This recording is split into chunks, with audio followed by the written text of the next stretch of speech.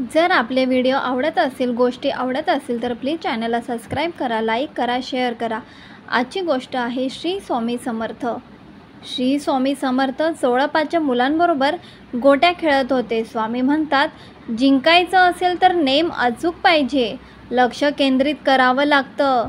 खेळ म्हटलं तर गोंगाट तर होणारच। चोळपाची सासू पारायण करत असते, तिला त्रास होतो। चोळपाची वामनराव बडोदेकर यांना स्वामी दर्शनाला वेळपर्यंत तरी शांतता राखा असे म्हणते। स्वामींना पाहतच राहतात। एका मुलाला भूक लागली म्हणून स्वामी आतून नैवेद्याचे पारायण करताना घासाचा आवाज ऐकू तरी कसा येतो। आणताना चोळपाची सासू विरोध करताना एकाग्रता हवी। स्वामी देवाचे नाव घेताना तर ती पोथी वाचू नका, आचरणात आणा। अंधश्रद्धा, सवळं अवळं यांच्या जास्त नादी लागू नका। चोळपाची पत्नी आणि सासू चोळपाजवळ तक्रार करतात, पण चोळपा काही ऐकत नाही।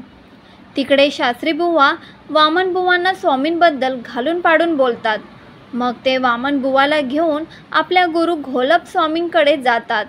घोलप स्वामी मुठभर मातीला सोन्याच्या नाण्यात बदलून चमत्कार दाखवतात। वामन बुवा चमत्काराला दुमानत नाही, उलट ते घोलप स्वामींना आपल्या गुरु स्वामी समर्थांबद्दल सांगतात। घोलप स्वामी सोन्याचं लालूच देऊन आपला शिष्य करू पाहतात। वामन बुवा आणि घोलप स्वामी यांच्यात वादविवाद होतो। जाता जाता वामन बुवा सांगून जातात की माझे गुरु येईल तुमची परीक्षा पाहायला। तिकडे शास्त्री बुवा घोलप स्वामीकडे दगड घेऊन याचं सोनं करा अशी विनंती करतात।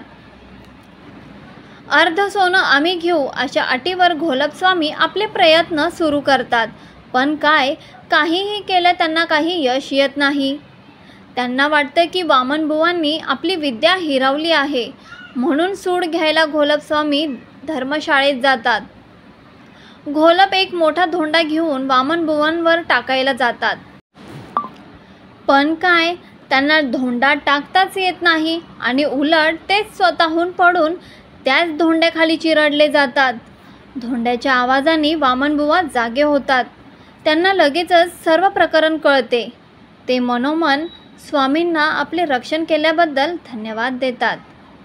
काही वेळांनी घोलप जागे होतात। त्यांना स्वामींच्या समर्थाची प्रचिती येते। ते शरणागती पत्करून स्वामींना भेटतात। स्वामी बोध करतात, घोलप, आपल्या सिद्धीचा उपयोग आपले प्रस्थ वाढवायला करू नये। अरे, आपले सामर्थ्य आणि शक्तीचा उपयोग लोकांच्या कल्याणाकरता करावा। तर कशी वाटली गोष्ट नक्की सांगा आणि आवडली असेल तर सबस्क्राईब करा।